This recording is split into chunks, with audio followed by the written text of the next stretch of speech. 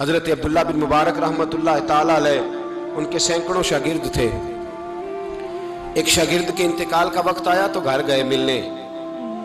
آپ کہتے ہیں میں نے زور لگا لیا پر اس کی زبان پر کلمہ جاری نہیں ہوا. میں اسے کہتا کلمہ پڑھ پر اس کی زبان پر جاری. اللہ اکبر، بہت بڑی نعمت ہے. دعا فرمائیں اللہ ایمان کی موت عطا فرمائے، ایمان کی موت دے اللہ کرے، ایمان کی موت دے.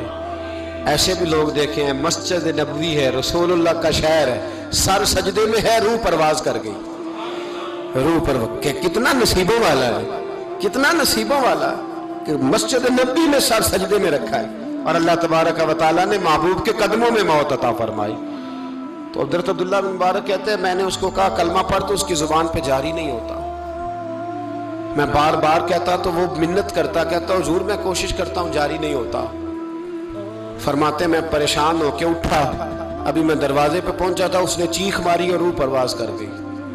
بچے رونے لگے، بیوی رونے لگی. تو میں نے اس کی بیوی سے کہا کہ جرم کیا کرتا تھا، اتنا بڑا پاپی پہ کلمہ جاری نہیں ہوا. اس کی زوجہ کہنے لگی حضرت جی 2 گناہ تھے اس کے.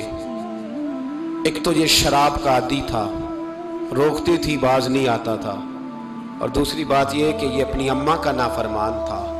وہ 2 گلیاں چھوڑ کے رہتی ہے، یہ کبھی ملنے نہیں گیا تھا. اس بوڑھی کا کلیجہ اس کی طرف سے بڑی تکلیف میں تھا.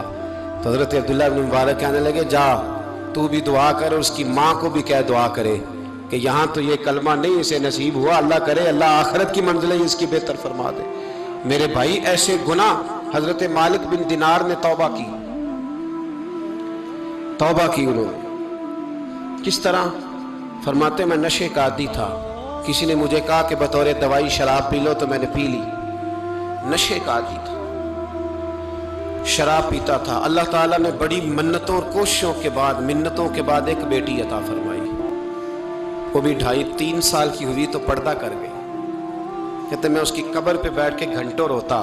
شراب کا عادی تھا.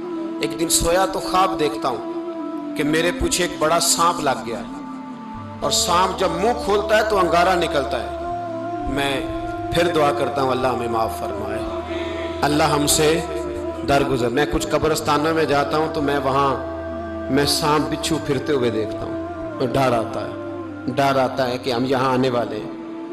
یہ لوگ کہہ رہے ہیں کہ تمہاری تیاری ہے، کسی وقت بھی اعلان ہو جائے گا کہ چلو بھائی چلو فلاں صاحب کا جنازہ ہے، اٹھو.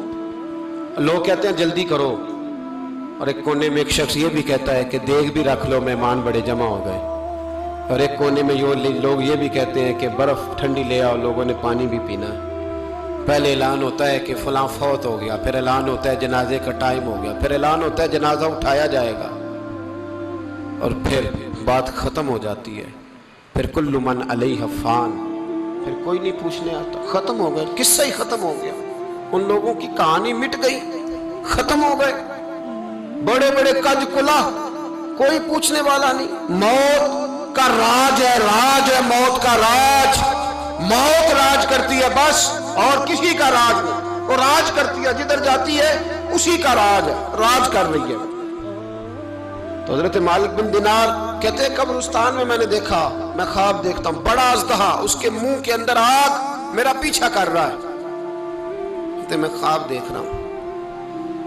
میں دوڑا، لیکن وہ اژدہا جب میں دوڑا تو میرے آگے آ کے کھڑا ہو گیا. میں مشرق کو دوڑا تو وہاں بھی آ گیا، مغرب کو دوڑا تو وہاں بھی آ گیا. جناب مالک بن دینار کہتے ہیں ایک بوڑھا شخص کمزور مجھے بچانے آیا، پر اس اژدہا نے پھونک ماری تو وہ بوڑھا آدمی دور جا گرا. کہتے میں چیختا تھا، چلاتا تھا. ایک پہاڑی پہ میں بھاگا گیا تو وہاں مجھے میری بیٹی ملی، مجھے فوت ہو گئی. وہ اس اژدہے کے آگے اس نے یوں ہاتھ کیا تو اژدہا پیچھے بھاگ گیا. میں نے بیٹی کو گود میں اٹھایا، میں نے کہا بیٹی یہ کون تھا؟ کہنے لگی ابا یہ تیرا برا عمل تھا، یہ تیرا برا عمل تھا، کہ تجھے کھا جاتا اگر میں نہ ہوتی.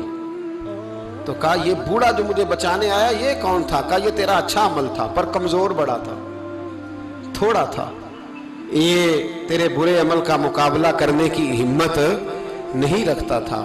حضرت مالک بن دینار کہتے ہیں میری بیٹی نے خواب میں میری داڑھی پکڑ لی اور کہنے لگی ابا میں چاہتی ہوں تو صحیح ہو جا، ایسا نہ ہو کہ پھر تیرے پیچھے یہ اژدہا لگ جائے حضرت مالک بن دینار کہتے ہیں جب میں سو کے اٹھا تو میری داڑھی آنسوؤں سے بھری ہوئی تھی، پھر اس کے بعد میں نے توبہ کی، اس طرح کی توبہ کی کہ پھر میں نے کوشش کی کہ دوبارہ میں اپنے رب کی نافرمانی نہ کروں۔